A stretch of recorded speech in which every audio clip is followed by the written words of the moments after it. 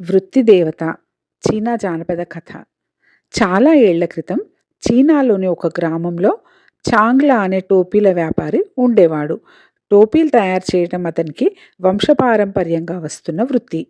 చాంగ్లా తండ్రి ఈ వృత్తిలో తరగని ఆస్తి సంపాదించి చనిపోతూ టోపీల వృత్తిని మానవద్దని చెప్పాడు. కానీ తండ్రి పోయిన తర్వాత చాంగ్లాకు అంత ఆస్తి పెట్టుకొని టోపీల వృత్తి చేయటం ఇష్టం లేకపోయింది. అయినా ఉన్నట్టుండి ఆ వృత్తి మానేస్తే వృత్తి దేవతకు కోపం రావచ్చునని అతనికి కొద్దిగా భయం మాత్రం ఉండేది. అతను వృత్తి మానుకోవటానికి బదులు టోపీలను నిర్లక్ష్యంగా కుట్టి హెచ్చు ధర అడగసాగాడు. గ్రామస్తులకు అసహ్యం పుట్టి పక్క గ్రామం నుండి వాంగ్లా అనేవాణ్ణి తెచ్చుకున్నారు. వాంగ్లా కుచ్చు టోపీలు కుట్టడంలో నేర్పరి. అతను టోపీలతో పాటు రకరకాల సంచులు కూడా కుట్టేవాడు. అతను చాంగ్లా దుకాణానికి ఎదురుగానే తన దుకాణం కూడా ఏర్పాటు చేసుకున్నాడు. అందరూ వాంగ్లా టోపీలే కొనసాగారు. ఒకనాడు చాంగ్లా తన దుకాణంలో విశ్రాంతిగా కూర్చొని వాంగ్లా దుకాణంలోకి ఒక సన్యాసి వెళ్ళటం చూశాడు. ఆ సన్యాసి వద్ద బంగారంలాగా మెరుస్తున్న జింక చర్మం ఉన్నది. ఆయన దాన్ని వాంగ్లాకు ఇచ్చి దానితో ఒక జోలె కుట్టమని చెప్పి వెళ్ళిపోయాడు. వాంగ్లా ఆ రోజు అంతా పనిచేసి సన్యాసికి కావలసినట్టుగా జోలె కుట్టి దాన్ని దుకాణంలో గోడకు తగిలించాడు. అయితే మర్నాటి నుంచి వాంగ్లా గ్రామస్తులకు డబ్బు తీసుకోకుండా టోపీలు కుట్టి ఇవ్వడము, సన్యాసులకు విందులు చేయటము మొదలుపెట్టాడు.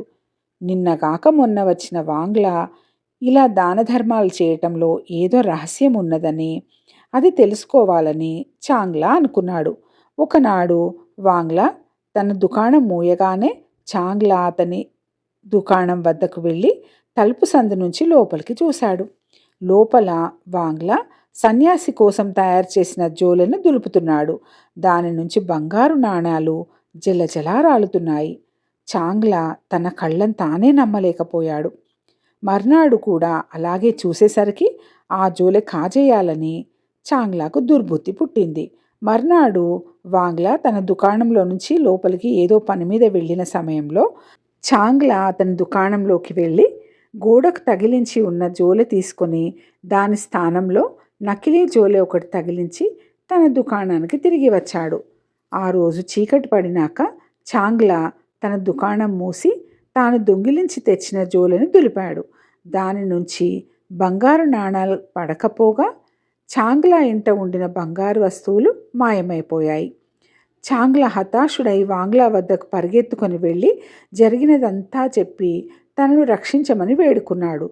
జనం చాలామంది పోగయ్యారు. ఆ జనం మధ్య నుంచి వెనుకటి సన్యాసి వచ్చి, చాంగ్లా, నీకు వృత్తిలో నమ్మకం లేదు, ఇక ఆ జోలె నీకు శాశ్వతం అని చెప్పి అదృశ్యమయ్యాడు. అంతే. ఆ రోజు నుంచి చాంగ్లా ఆ జోలె భుజానికి తగిలించుకొని ముష్టెత్తుకొని జీవించాడు. ఈ వార్త దేశమంతా పాకిపోయింది. వృత్తి దేవత ఆ సన్యాసి రూపంలో వచ్చినట్టు చెప్పుకున్నారు. కథ సమాప్తం. ఏదైనా వృత్తి పట్ల మనకు ధర్మం అనేది ఉండాలని ఈ వృత్తి ధర్మం కథ ద్వారా తెలుసుకున్నాం. ఈ కథ మీకు నచ్చినట్టయితే లైక్ చేసి, షేర్ చేసి మీ ఆత్మీయులతో పంచుకోగలరు. ధన్యవాదాలు.